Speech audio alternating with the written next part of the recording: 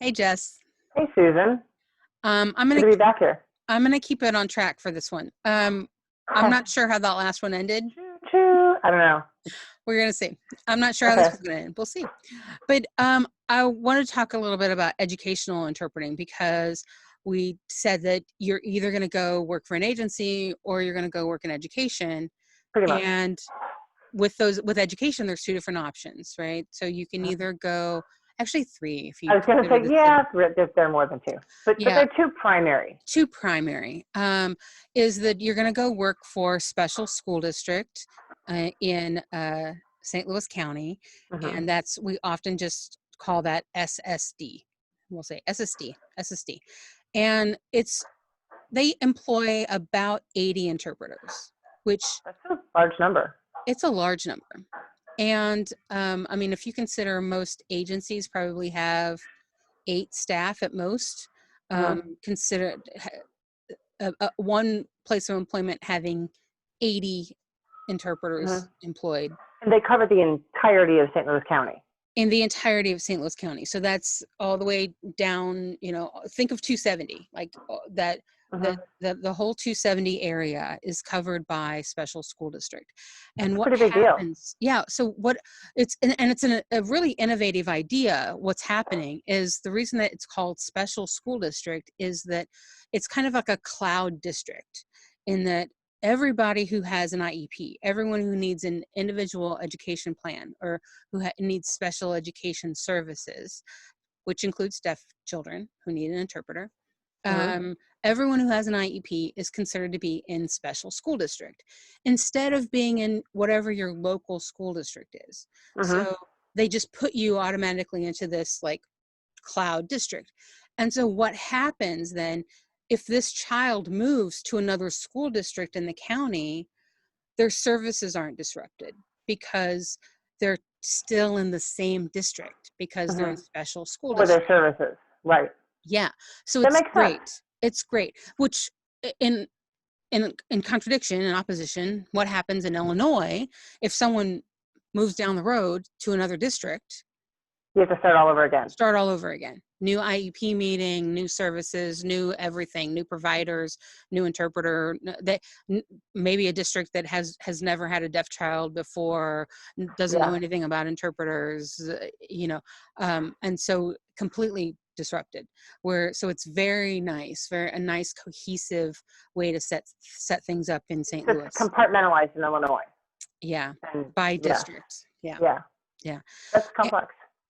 Yeah. So, a benefit of working for a special school district is that there is this huge support system. I mean, you Hmm. imagine you have all these interpreters, they have free workshops and CEUs for their interpreters, they have their own subsystem, like substitute interpreter system, where they Cool. have like 10 interpreters who that's all they do is they work as substitutes. And so if Wow. people are sick, they come in that day and work for you. And so The teachers know what to do with the interpreters, and schools know Yeah, what to do with the interpreters, and it's there are deaf teachers that work with the students, and so a lot of the schools that work within St. Louis County really know how to work with deaf kids. There are actually deaf busing schools. I don't know what they actually call kind them. of pods, I guess. Yeah, Yeah. yeah. And so like Parkway right now is the deaf school, and Hmm. so you can opt if you have a deaf child to send your kid there, and so it's like a mini deaf school in a way. So they have deaf peers instead of just being the only deaf child in the classroom. Hmm. They have deaf teachers that work with them in inclusion classrooms, and then they go out and they mainstream for art and music and gym and things like that. And Pretty cool. so it's really like it's a great educational system.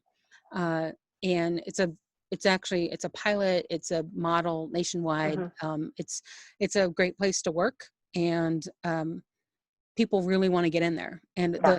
the issue with it is they will only hire BEI basics or above, I was going to mention that. Yes. and they only hire during this short window of time every year. So we Hmm. always watch for the window to open, and hey, special school districts hiring, they're hiring, SSD's hiring, get your stuff in there. And so then we never know how many they're going to hire every year, but usually it's 5 or 6, because people retire, Sure. they age out, or they go off into another job for a minute. Sure. New kids come in the system. Yeah, new kids Yeah. come in, right? They need more interpreters, so Yeah. Nice. exactly. So But in Illinois, you have to yeah. have your EIPA to work in the schools, or your BEI. Or your BI or your NIC. Yeah. Right. Yeah. But yeah, it's a lot more complicated to find work to know where the deaf kids are in Illinois. Right. And so Yeah. there are schools like Alton who have, I would say, maybe 8 interpreters work for them, you think? I would say 5 to 8. Sure. Yeah. Yeah. A Somewhere in handful there. or so. Mm-hmm. So I think that's the largest district that I know Yes. of. Yeah. Yes. And I think Belleville has a small deaf program as well. And they have but maybe 2 or 3 interpreters there. something like that. Yeah. Yeah. Small numbers. So otherwise, it's just you got to random deaf kids in random public schools with random interpreters. But we usually hear we have ears to the ground. We usually hear whenever those jobs become available, and we send things out and let people know. Yeah.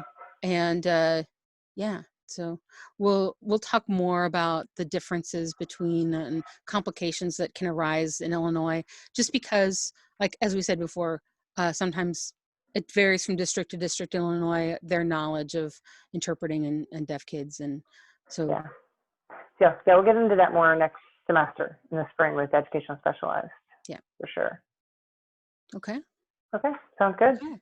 Let's talk about the next step. Focused. Yeah. Wow. Okay. Cool. Woo-hoo, train still on track.